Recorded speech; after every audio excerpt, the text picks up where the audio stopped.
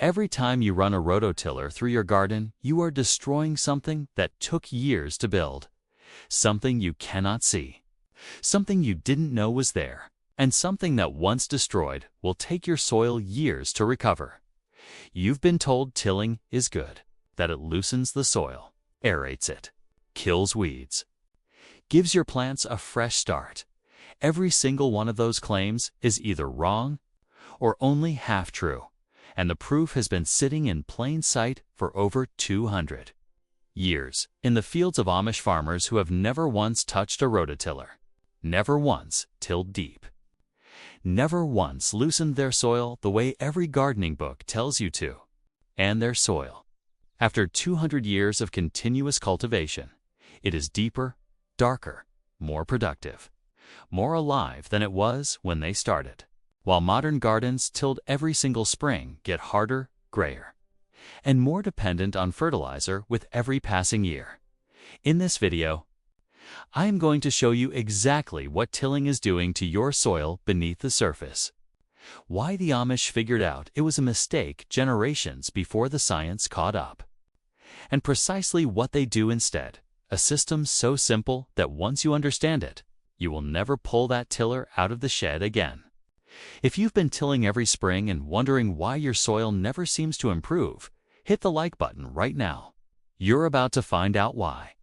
What tilling actually does to your soil. Let me show you what is actually happening inside your soil every time you till. Healthy soil is not just dirt, it is a layered ecosystem, more complex than a rainforest, and it is built in distinct horizontal layers called horizons. Each layer has its own biology, its own function, its own community of organisms perfectly adapted to that exact depth.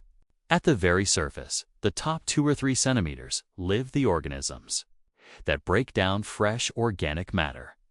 Decomposers, fungi, certain bacteria. They need air and light to do their work. Below that, the organisms that process partially decomposed material. Different species, different needs, different chemistry. Deeper still, the organisms that work in near darkness, low oxygen, stable temperature, building the slow, rich, stable humus that gives healthy soil its deep color and its extraordinary ability to hold water and nutrients. Every layer has its specialists, and those specialists cannot do their work outside of their layer.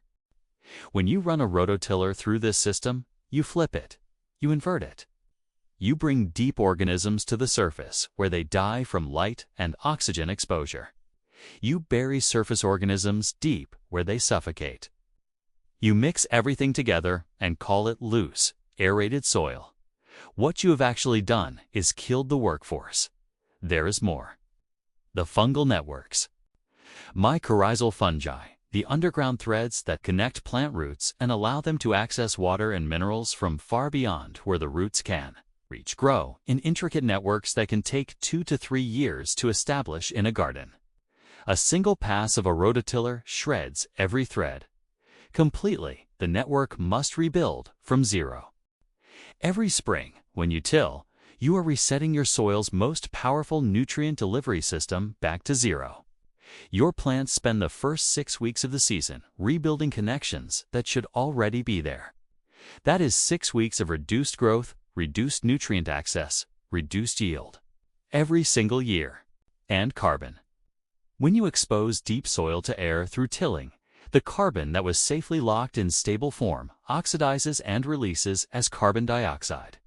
The dark color in healthy soil, that richness, is stored carbon. Tilling bleaches it out. Season by season, your soil gets paler, lighter, less fertile. Not because you aren't adding amendments, it's because you keep releasing what you add. The Amish understand all of this, not through science papers, but through generations of observation. They watched what happened to tilled soil over decades, and they made a different choice. Share this video with one person who tills every spring. This information will genuinely change what they do this season. What the Amish do instead. The Amish no-till system has 4 elements. Each one does something tilling claims to do, but without the destruction. Together, they build soil faster than any tiller ever could. The first is the Broadfork. A Broadfork is a tool with two long handles and a row of tines, typically 5 to 7 of them, 30 to 40 centimeters long. You push the tines straight down into the soil using your body weight. Then you rock the handles back slightly. The tines lift the soil just enough to break compaction and introduce air, but without inverting, without mixing, without destroying layers. The soil opens, roots can penetrate, water can move, but every layer stays exactly where it belongs. Every fungal network bends slightly and springs back. The biology is untouched. This is how the Amish break compaction, not with a machine that tears, with a tool that breathes. Broadfork technique. Work backwards, insert tines, rock back, step back, 1 foot, repeat. Never step on soil you have already loosened. Work when soil is moist but not wet. Tines penetrate easily without compaction damage. One person can Broadfork a standard garden bed in under 10 minutes. The second element is permanent mulch. The Amish never leave soil bare. Never. A bare soil surface exposed to sun. Rain and wind loses structure within days. Raindrops compact the surface layer, forming a crust that repels water. UV kills surface organisms. Wind removes the lightest, most nutrient-rich particles first. A 10-centimeter layer of straw mulch laid over every bed changes everything. It insulates, it retains moisture, reducing watering by 50 to 60% in a hot summer. It suppresses weeds by blocking light. It moderates soil temperature, keeping roots cooler in heat, warmer in cold. And as it slowly decomposes, it feeds the surface biology continuously. The Amish replenish mulch once or twice a season. The old layer, partially decomposed, stays and becomes organic matter. The new layer goes on top.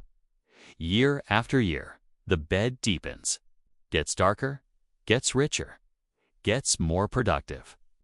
Without a single bag of fertilizer. The third element is cover cropping.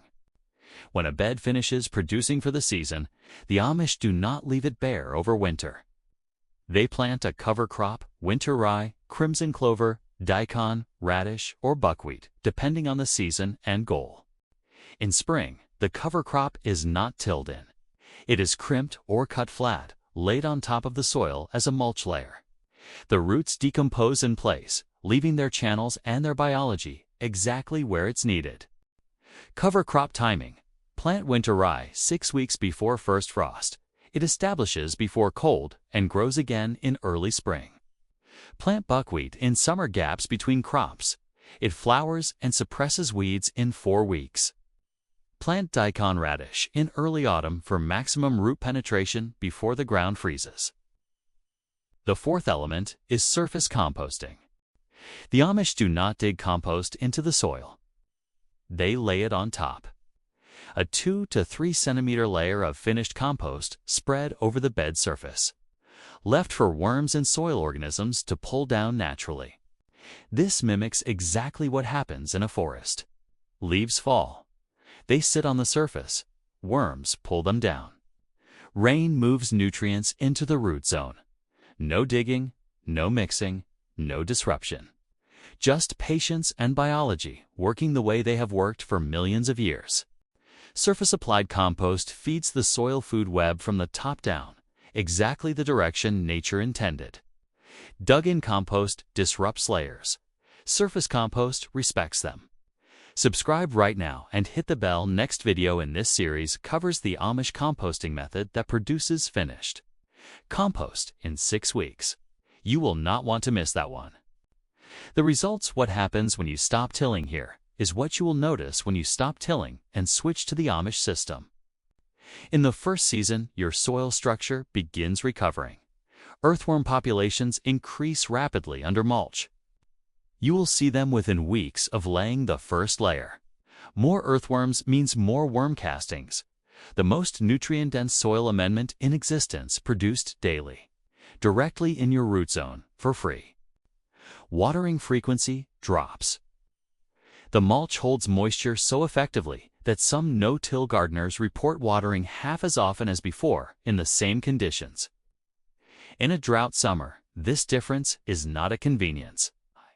It is the reason some gardens survive and others don't. Weeds decrease dramatically. This surprises most people.